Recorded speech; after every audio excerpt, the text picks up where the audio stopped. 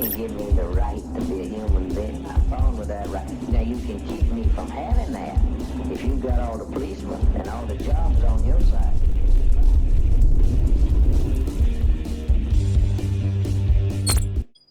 All right, thank you for joining us for another episode of SpokAnarchy. This is episode 9. We have the full crew here tonight, and we forced some members of the audience to be here tonight. So anyhow, thanks for joining us again. We have some new things on tap for tonight, so hopefully you enjoy the show. And with that, I guess I'll just get right into it. I have both Simon and Gerard with me tonight, so welcome, my friends. Hey. Do either of you have any new updates to start out the show with? No, roll it.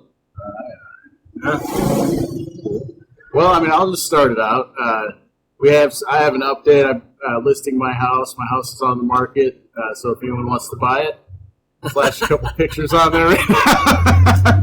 But no, that's part of part of what this show is about, and other things that I do on this channel is like transitioning out of the system. So that's part of where this channel is going to be going from here on out. It's kind of documenting that. So yeah, this is kind of the beginning of that, I guess. At an undisclosed area. Right. So yeah, I just wanted to kind of let everyone know about that. It's official now, so things are going to be progressing forward, and I'm going to be documenting the process, like how I go about it, how we go about doing things, to just kind of show how we're doing it, but give you an idea of how you might be able to handle things yourself and remove yourselves from the system in a way that you feel comfortable, I guess. Anything else to say about that? No? So I sprung that? Okay. All right, so tonight we've got a couple of local stories to share with you.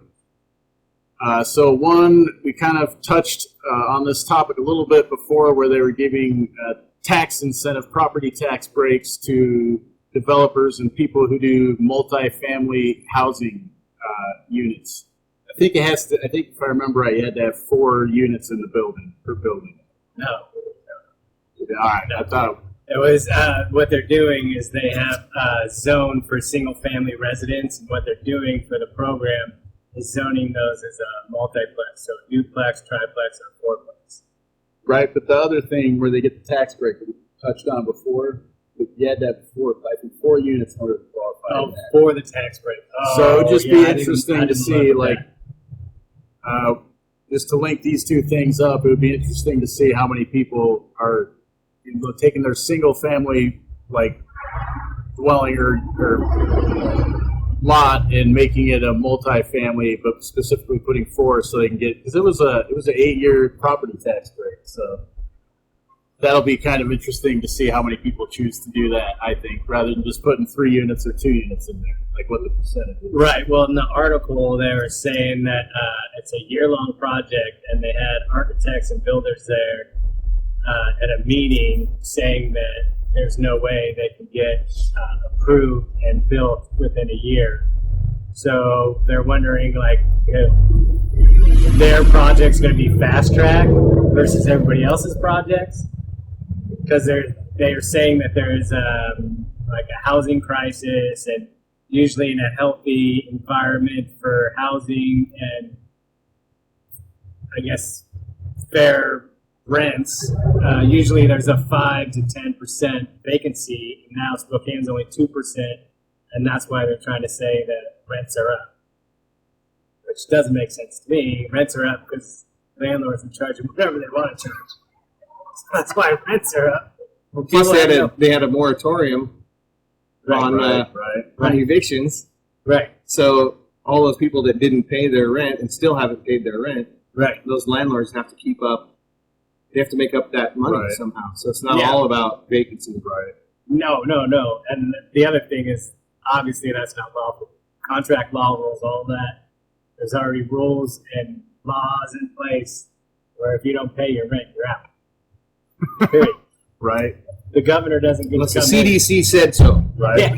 And what's the CDC, right? The Centers for Disease Control. Yep. Yep.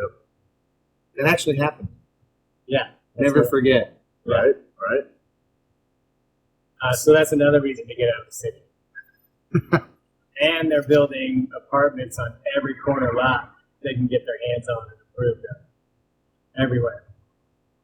Well, yeah, I mean, if you think about that, so especially like a middle class family that's struggling, that kind of buys into the system, you can imagine there's now incentive for them to either demolish their house or maybe somehow convert it to a multi-family unit where it wouldn't have before. So now they can get income from renting out part of that and maybe get a tax break as well at the same time.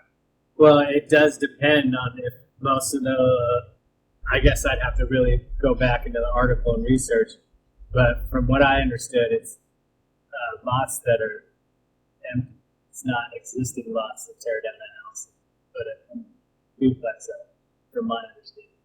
It'd be all new, like new construction, wouldn't be existing. Right. From what I gather, but I'm not sure. But that's interesting if that's kind of how it goes too. Just add on to the house, man. Well, it's like a Dr. Seuss book. Right. Well, like moving forward, funding, like being able to get a mortgage or some kind of loan, I would imagine that's going to be more. You're not going to qualify unless you're going to get funding for some kind of multi-family dwelling. You know, the days of being able, unless you have just amazing credit and a good monthly income, Right. you're probably not going to qualify for that anymore because, like, that's what banks are doing. They're not giving you money unless you buy into certain agendas, things like that, as far as lending, starting a new business. So, what we have to be careful though is we end up oftentimes, because it's always in our faces, discussing the minutia of the policy differences. right, Is this policy good or is this policy bad? And what we should be talking about is whether or not they have the authority to issue such edicts in the first place, right. which they think they do, and it's been that way for Well, they don't have the centuries. authority; they have the force to. Yeah, Right. So, they have the force. Right. You know, that's a question I ask a lot on this channel. Is like, where do these people get the authority? And it doesn't matter who grants them or who perceives to grant them authority and who doesn't. Ultimately, it comes down to that, the force, right. and their willingness to use force against the non-aggression principle. In violation of that. Every day, all day. The moral relativism is creeping in again, right? Oh, So it was Right. okay beforehand, some time ago, to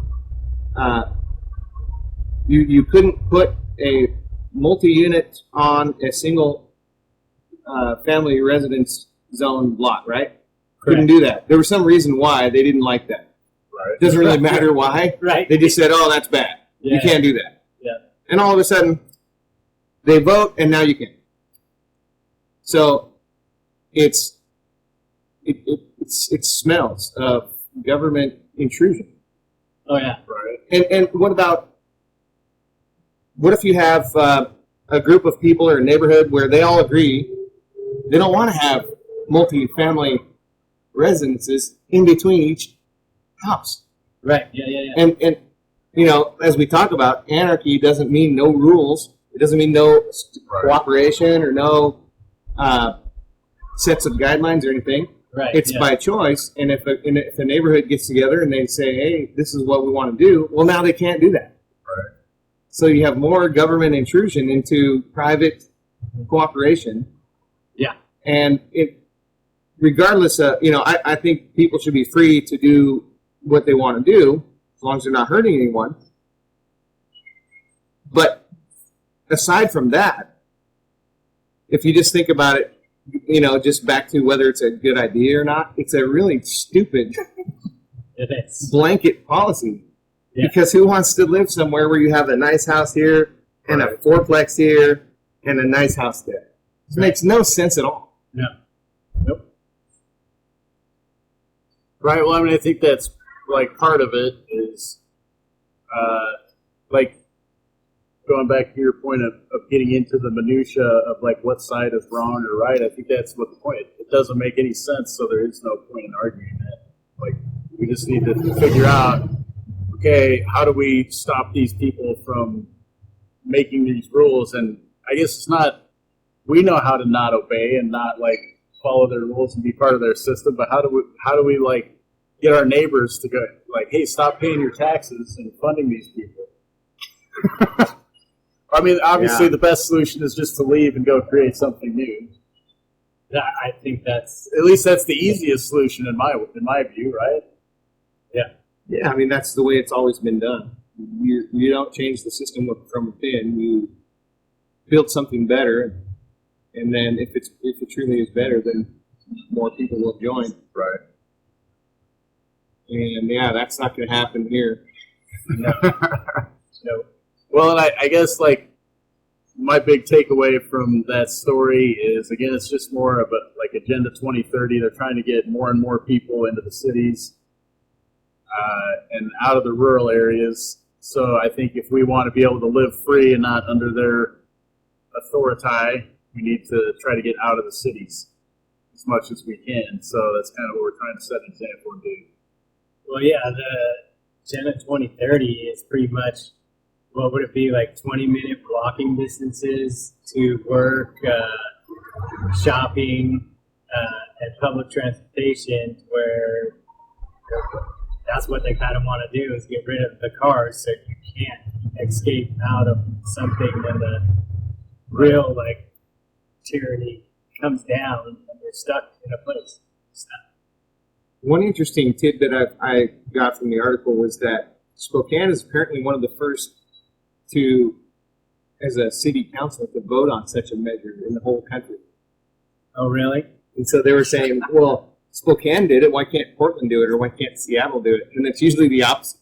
Well, it was, well, in the article, too, it said something about, I think it was Minneapolis, that already did something like that, and only had like 12 to 20 of these multifamily things go up in a year. Probably because people didn't want to have a neighborhood that looked like a monopoly board. Right. Right, totally. That's what it's going to look like, huh? Yeah. Hotel here and a house there and a hotel. That's funny, your point about Spokane there. Maybe it's not your point, but other people have brought this up on a channel before, that like Spokane is like one of the most average cities in America as far as the demographics. It's like the right percentage white, Black, Asian, everything. It's just like the perfect all-American city. So maybe that's why they're like, test it here. We get to have a pilot program, and we're one of the few cities in the country that's actually doing something like this. Just when you said in Portland, well, if they did it in Spokane, it'll happen here. Well, the funny thing about Spokane is like the amount of movies that have been filmed here is crazy. A lot of movies filmed here. Like, yeah. You're talking B-roll like movies. So I don't know. Maybe there's some weird correlation with that. It would be interesting to find out if it was Agenda 2030 the push, or if it's an anomaly. Because there's no anomaly. There's no anomaly. Probably not. Yeah. They've got Not their with this kind hands of in stuff. every single city and Right? everywhere. Yeah. All right, the next story I want to talk about locally. They pretty much do this in every country around the nation. It's kind of, to me, in my opinion, it's a propaganda, and at the same time, it's they present it as outreach. But in my opinion, it's like research, where they can go into kind of troubled youth and get into their family a little bit, start trying to understand what's going on with them. These are the people that the police are going to think are going to start presenting as criminals in the future. So they do these shop with the cop programs. You're not jaded or anything. No, I'm not. Well, I watched all kinds of police training programs. They have all these stats. That's how they like train them who to be scared of. And like, where do they get stats from? Stuff like that. So anyhow, this is like a shop with the cop for school supplies. They also do it at Christmas for Christmas presents. Sharing the good now, and today 50 kids got the opportunity to shop with a cop at the Salvation Army's event that is back after 2 years of a hiatus because of the pandemic. Shop with a Cop took place at the Old Navy, which is different from years past. The children are all from the Salvation Army shelter and foster care placement programs from ages 4 to 17. They were paired with officers from the Spokane Police Department and deputies from the Sheriff's Office to buy new clothes and shoes for the school year.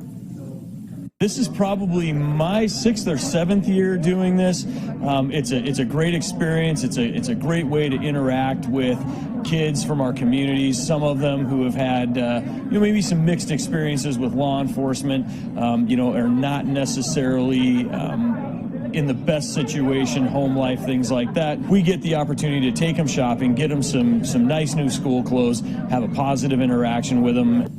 That's wonderful. Each child was able to get $150 worth of clothes and interact with other local law enforcement.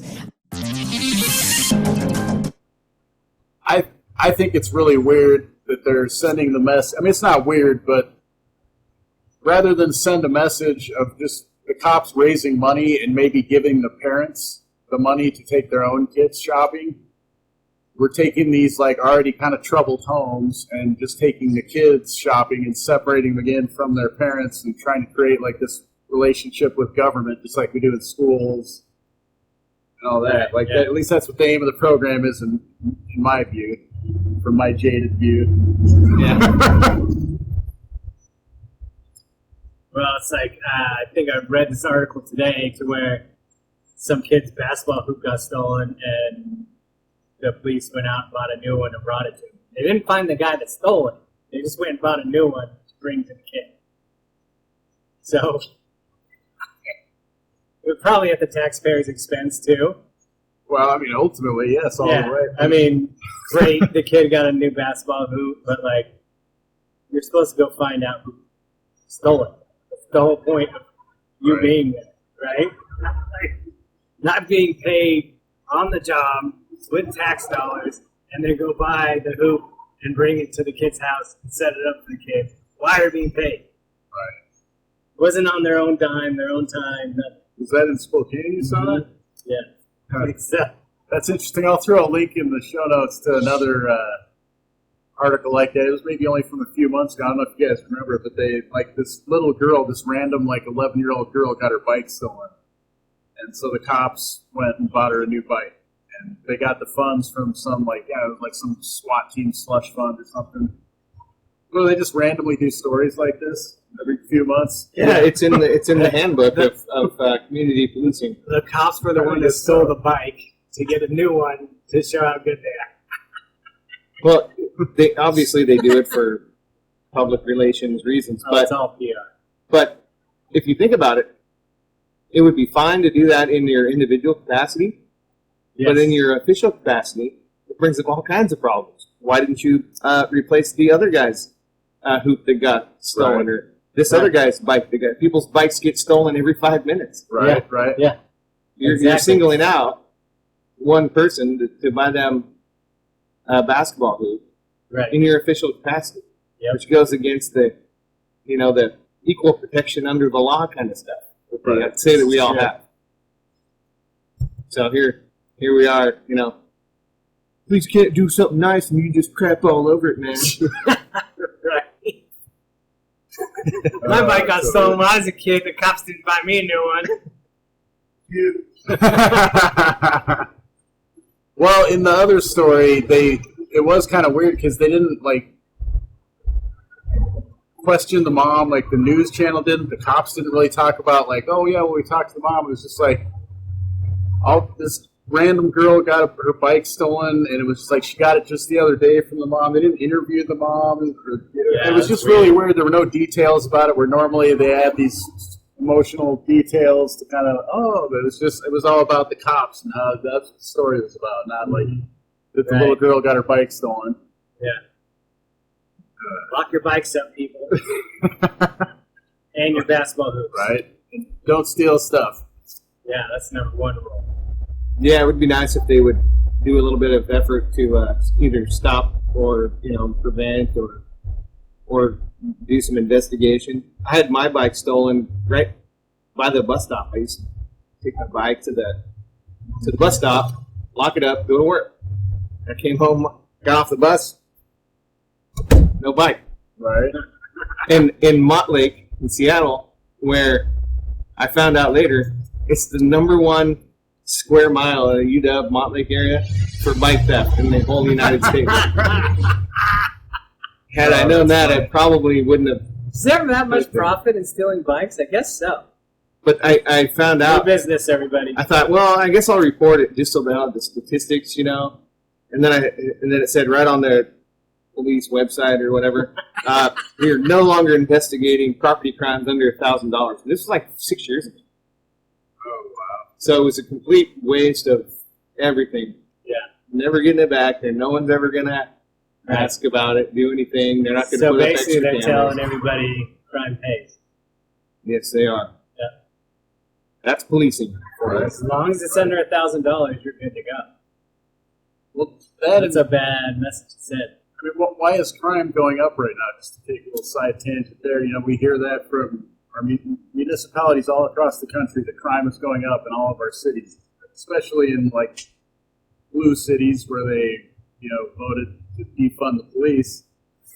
But like, you can't defend yourself. Like, if you get your bike stolen, you don't have the choice to do anything yourself. Really, for the most part, you'll get in trouble if you do. Like, if you track down who stole it and go address the issue, chances are you're going to end up with some like state code enforcement agent coming down and threatening violence against you. Right. But it's my bike. Yeah. We should. But you see, I guess my point is that's why criminals don't fear doing anything like stealing things, because they know, especially like if that was 6 years ago, if they steal something $1,000 or less, they don't even have to worry about it. Right. And now it's, from my understanding, it's even worse than that. Yeah. So if they understand that I pretty much can't do anything to defend my own property or I'll be in trouble, I have to rely on people that aren't going to do it that are supposed to. Right. Like, of course it's a heyday. So until we actually start to say, no, I'm defending my own property and I'm not going to call the police, I'm not going to rely on them, I don't really think anything's going to change. You know, refund, defund, all we want. Yeah, exactly. But I think we talked about this on a different episode, but it also goes back to the complete Barnum statement of protect and serve, right? And this, you know, It's not even on cars anymore. you know, this thing with the Salvation Army shop with cop, it's like that's the serve part of protect and serve, right? You know, and so they do these things to tell you, to make you think they're providing a service to the community, but they're under no obligation to protect you at all, or to serve, and they get paid to do it, so it's technically not serving. Right. Yeah. Exactly. So it's all just fluff. It's complete fluff.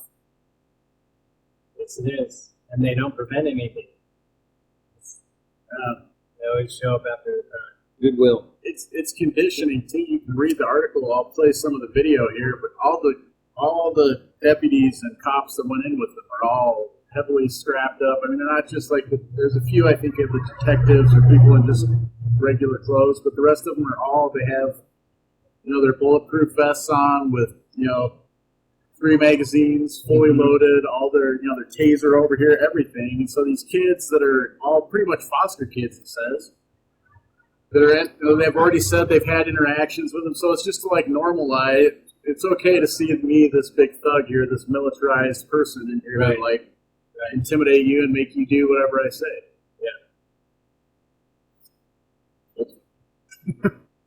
Yeah. All right. Well, should we take a little break here, and we'll come back with our new part of our show, our spinning wheel, our magic spinning wheel.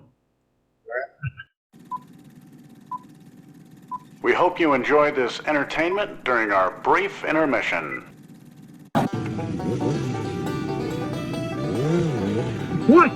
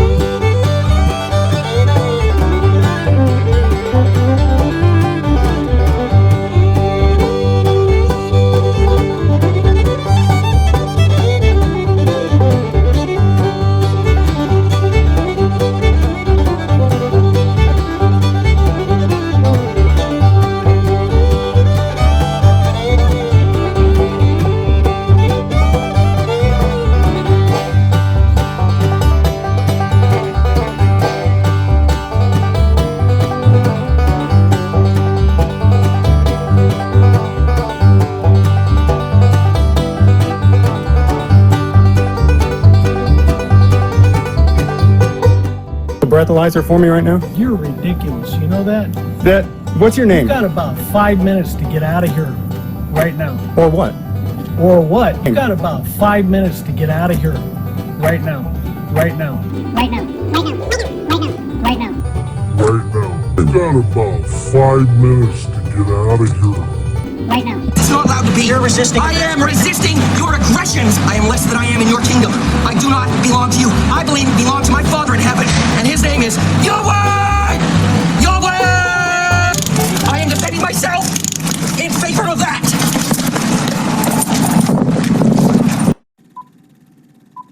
And now back to SpokAnarchy. Welcome back from the intermission. Welcome back to the Donut Parade here in Spokane, Washington. It's on the corner of Hamilton and Illinois. Last time I got the roads wrong, so it's on Illinois and Hamilton, just north of the infamous Gonzaga University, for those paying attention to that sort of thing. And our new feature this week, and we're going to hopefully make it better each week. If you guys have any comments on how we can make it better, definitely share those with us. As we have a spinning wheel here, a random wheel will randomly pick something from the wheel, and we have government euphemisms on it. Right now we have 6 different ones. So we're going to spin that, and then we'll talk about what it shows us today. I just thought of a good name for it. All right. The Wheel of Misfortune. Right, okay. So yeah, I guess real quick, for those of you that aren't familiar with government euphemisms, what it is it's just a way to make something that's not good sound nice and good. You know, like taxes aren't taxes, they're theft. So rather than call them theft, they came up with a new word and a definition for that called taxes. So that's a government euphemism. So let's go ahead and spin it.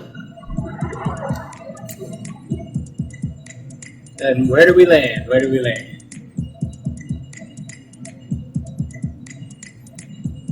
Enhanced interrogation. Yes. Ooh, I didn't wait for the cool music. My bad. You should have. Enhanced interrogation. All right. Well, just very simply, like it's interrogation. Like, how do you enhance it? Like, it's torture.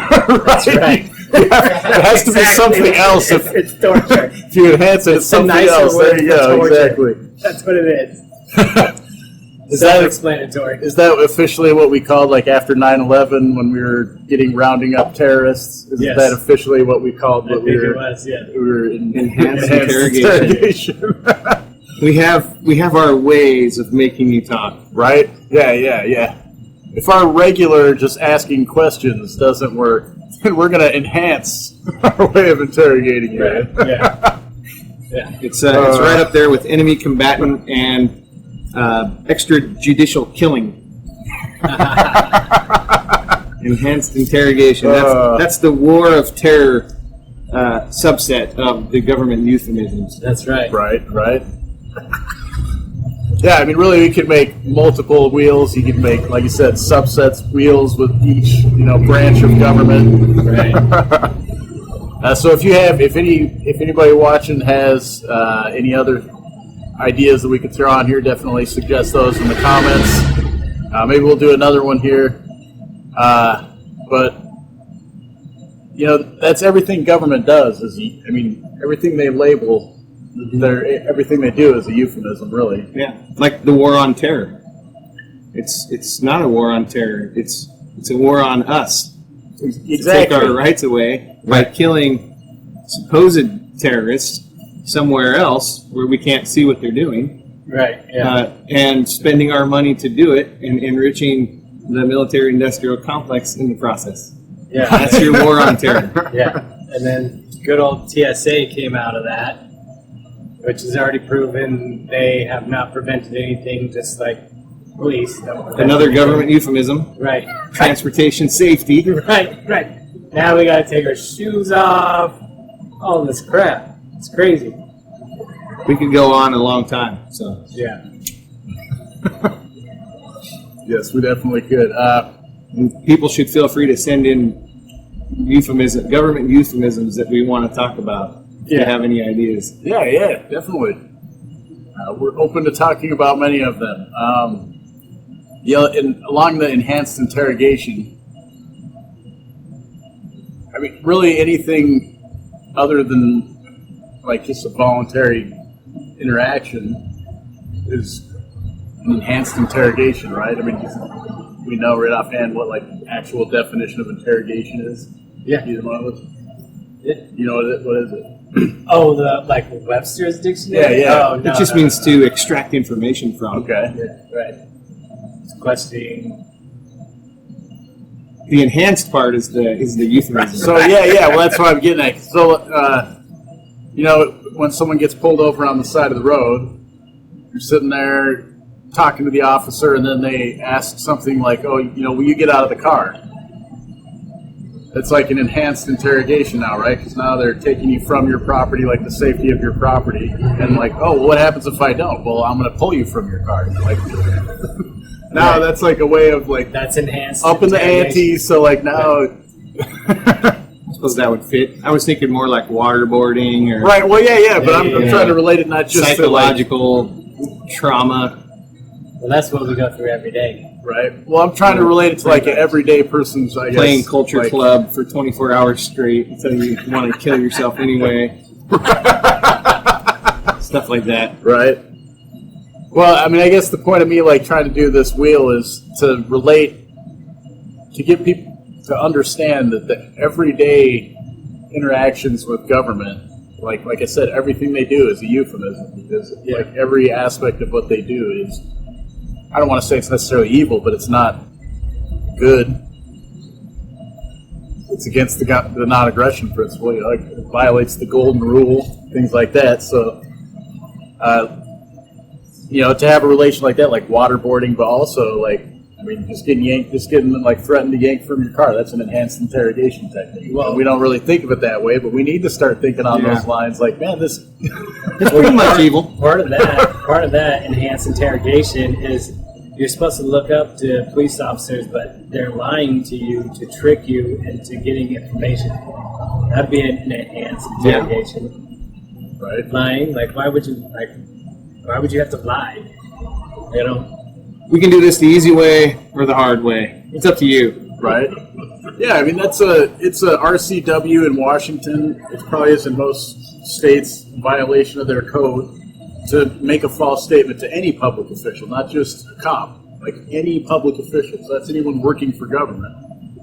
Yet Supreme Court has ruled many occasions that they can lie to us. And of course, there are investigations as long as it's going to like. But we pay them and they work for us, right. And they're supposed to represent us and help us and serve us and protect us. See, wouldn't that be one of our first, like, we got to spin the government euphemism, we pay them? Right. See, we could have fun with that, right? Yeah. All right, well, I say maybe we should do that the first one, since I did it. Right? So, you said we pay them. We don't really pay them. Our money is extorted from us for their pay. Right. To make it, they change work it for accuracy.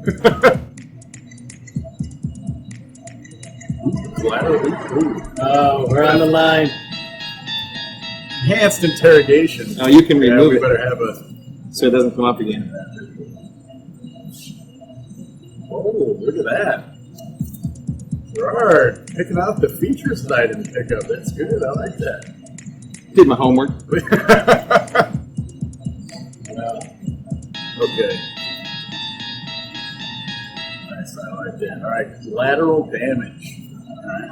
Well, Simon, I think you sent this one. I did. Talk about collateral damage. Collateral damage. That's a good one. Yeah. I don't think I've thought of that one. So, collateral damage is basically when we're at war, or let me rephrase that. When the United States military is occupying some other territory or bombing it, and the collateral damage is men and women and children that are innocent living there, have nothing to do with what's going on with the militarized countries. And collateral damage is when those people get killed. Just regular people walking down the street and U.S. bomb goes and kills them. And it's like, well, we had to. It's just collateral damage to get this guy that we never get 20 years till after. Like when they're having like a wedding somewhere, and there's like one dude that's part of the wedding that's like at the wedding. Right. Well, we knew this dude was here. Yeah. Oh, well. Yep. The rest of the wedding party, I guess, is collateral damage. Yeah. Right. Which this one is probably one of the most disgusting things to me.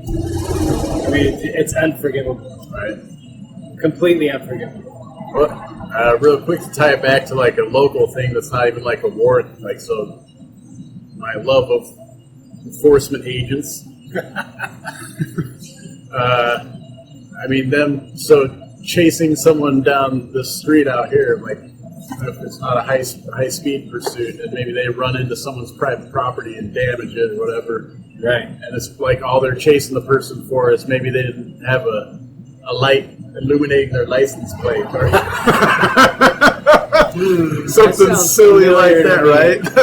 Something silly like that, but yet now they're ruining other people's, damaging other people's property for a victimless crime. And regardless, I think in Denver, didn't they just kill 6 people as part of a shootout?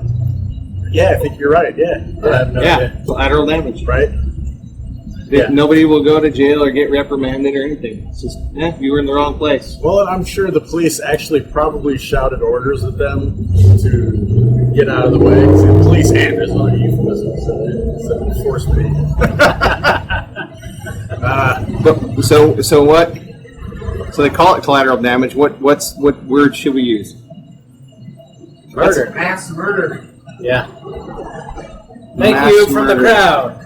Is it intended consequences or unintended consequences? Intended.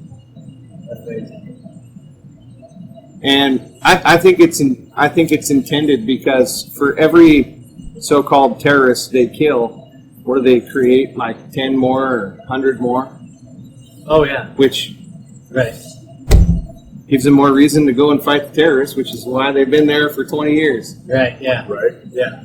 Yeah, because that wedding party that they bombed for the one dude that was there, right? Like now all the relatives of all the people that were there are now terrorists, basically. Or at least easily programmed into being terrorists. The U.S. calls them terrorists, but it's I mean, we're like you came into my neighborhood and you killed my wife and children, and now I want to kill you, and now I'm the terrorist. Well, if we're being honest, not that revenge is a good thing. But if we're being honest, we created the hate so we could send in the CIA and train them to go bomb wherever we tell them to. Right. Well, terrorist itself is a euphemism. It is, right? It's just everything's a government euphemism. Everything. You have to change our whole vocabulary. True. That's right. True. It really is. They've created a vocabulary for us to use that we don't understand what we're actually talking about. Right. And I was, if you've seen the remake of Red Dawn, it's supposed to have been set in Spokane. Yes. Yep. That's just a side note, but see another movie that's the character who played Jed, the Thor guy, I forget his name, Chris Hemsworth. Yeah. He said to the Red Dawn, the people that were fighting back, he said, when we were overseas, we were the good guys. Yeah. We were enforcing order, but now we're the bad guys creating chaos. Yeah. Doesn't make any sense at all. No. He's telling them that they are the bad guys now. That's a complete mind garble. Yes. Right? It's a terrorist. What they call a terrorist is somebody just defending their own soil. Right. Yeah. Their own property. That's what they're doing over there. Yep. Obviously, there's going to be some bad guys everywhere that want to hurt people. Yeah. But for the most part, they're just signing up to defend their own home. Yeah, I think that without government, that would be so minimal. I don't think there'd be that many quote unquote crazy bad people running around. Well, yeah, just along the terror. I mean, the government is the terrorist, right? If you're going to talk about who creates terror. Yes. And so the FBI, their not most recent, but one of their, it was leaked, I guess, with all the most recent domestic terrorists symbols and things like that. The voluntariist flag is on there. Yeah. And like, how is it that someone's a group whose ideology is nonviolence, the only way we use violence is in defense? Which is not violence, because you're not violating somebody, you're defending. So, like, if we're the problem, if we're supposedly terrorizing you, it just makes no sense. Yeah. That illogical fallacy. The brainwashing is strong with this one. Yeah. Very strong. All of them. But they have laws. You know, to me, a crime is a crime. If you murder somebody, that's murder. But now they have terrorists. You could be charged with terrorism, which is another Barnum statement. It could mean anything to anyone. Right? It just means whatever you want it to mean. Well, they're saying that that's how ridiculous. You're labeled as a domestic terrorist. You don't even have a court date. You have no due process, and pretty much keys thrown away, and you're never seen again. That's pretty crazy. But all you guys out there for the rule of law, watch out for domestic terrorists. And it does point out the cognitive dissonance with a lot of right-wingers, because they say, there's no such thing as hate speech, but you're a terrorist. Right.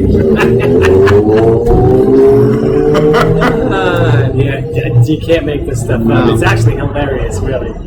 It is. Break it down.